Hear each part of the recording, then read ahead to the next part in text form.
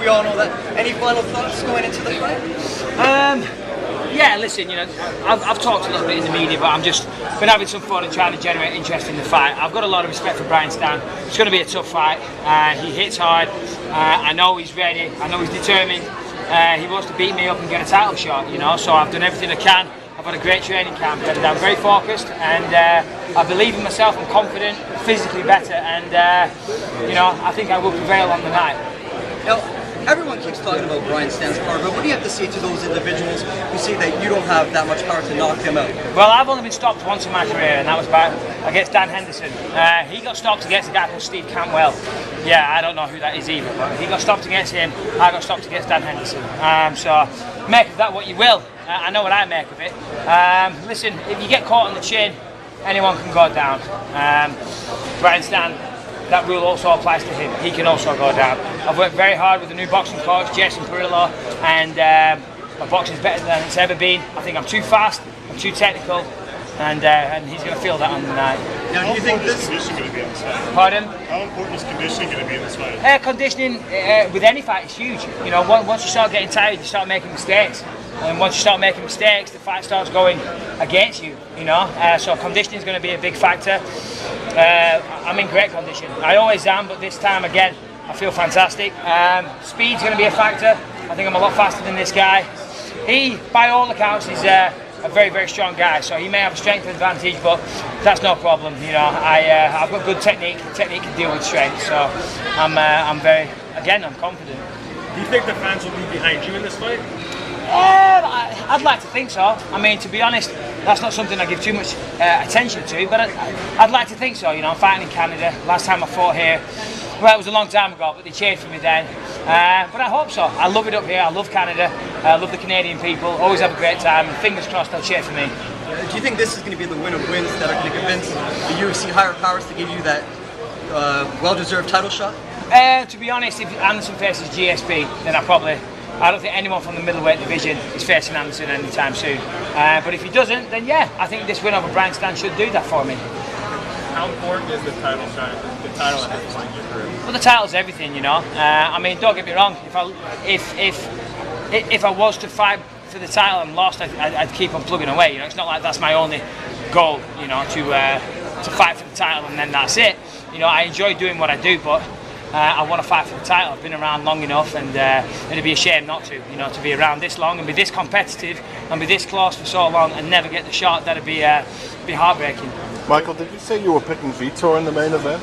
Yeah, I think so. Yeah, because he's an underdog, and when you're the underdog, it always gives you. Listen, Vitor's a dangerous opponent. In this fight, he's got nothing to lose, and that makes him dangerous. He's going to go out there and let his hands do the talking, and Vitor, you know, if he lands one punch, it can be good night for anybody. We saw what Machida did to him. I think Vitor probably packs a little more power than Vitor, especially at 205. So, listen, John Jones is incredible. You know, he's phenomenal. So it sounds ridiculous, but I've got a sneaky feeling. I'm not saying it because Jones isn't good. I've just got a feeling Vitor's going to pull off the upset. And you came down in the van with him. He's pretty big. Oh, he's looking big. The thing is, when you're going into a fight like that, when everyone's expecting you to lose, you know, there's no pressure.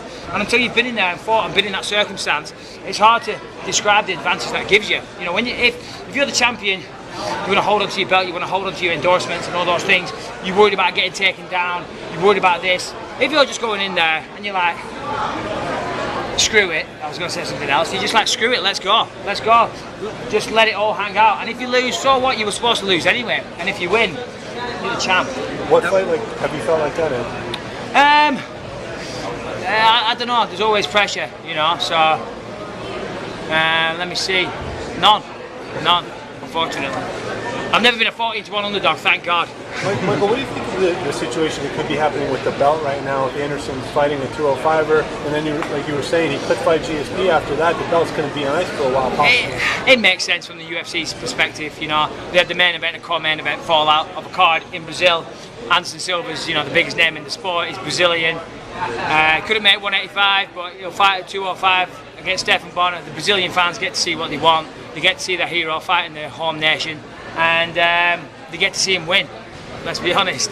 Now, rumor has it that after your flight, you're going to be DJing on Saturday night. You want to do a quick plug for your after party? Yeah, well, no, I've got an after party at Government, and I may be DJing. Who knows? We'll see. You know, I mean, we'll see how the fight goes.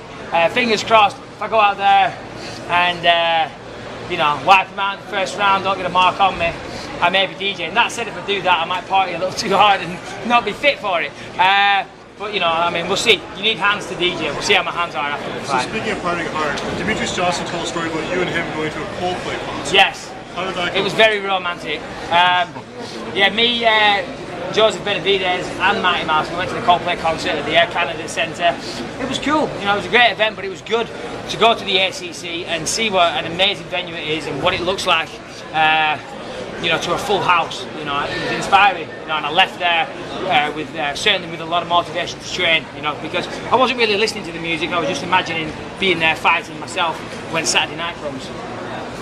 Have you seen Joseph Benavidez around Toronto yet? And do you still? I saw him yesterday, he came and said hello, and I said hello back. It was only later that my teammate told me it was Joseph Benavidez. I thought it was a 12-year-old boy. I thought it was a boy fan. You know, I was, hey, what's up, buddy? How you doing? Give him a little rub on the head, you know, and then walked off. Someone said, that was